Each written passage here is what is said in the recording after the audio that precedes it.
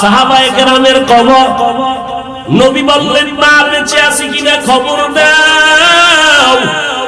খোঁজ দিয়ে দেখে মা এখনো বেঁচে আছেন।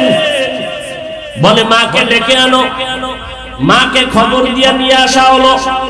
নবীজি নিজে বললেন, রে আম্মা জান, আপনার যুবক ছেলে মরে গেছে। বলে, হ্যাঁ, এই আপনার ছেলের কবর। আমি আখিরি নবী, আল্লাহ আমাকে দেখাইছেন কবরের মধ্যে আযাব হয়। না জানি আপনার সাথে কোনো বেয়াদবি করেছে, আপনি দয়া করে মাফ করে দেন। এবার মা চোখের পানি ছেড়ে কান্না করে বলে, নবীজি, আমি মরিয়া গেল এই সন্তানের ক্ষমা দিতে পারবো না। আমারে যেই কষ্ট দিছে আমি কখনো তারে মাফ দিব না। নবী তো দয়ার নবী, মা সন্তানের কি পরিমাণ মহব্বত করে, এর থেকে আরো বেশি মায়া করে আমার নবী। নবী সহ্য করতে না পেরে বলে, মা ক্ষমা করে দাও। বলে, না, ক্ষমা হবে না।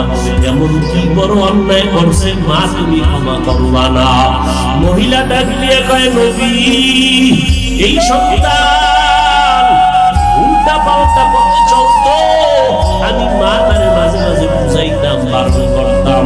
একদিন আমার সাথে তর্কে জড়াইয়া একটা পাথর উঠাইয়া আমার মাথার উপরে এমন জোরে মেরেছে, সেই দুষে পড়ে গেছি, রক্তক্ষরণ হয়েছে।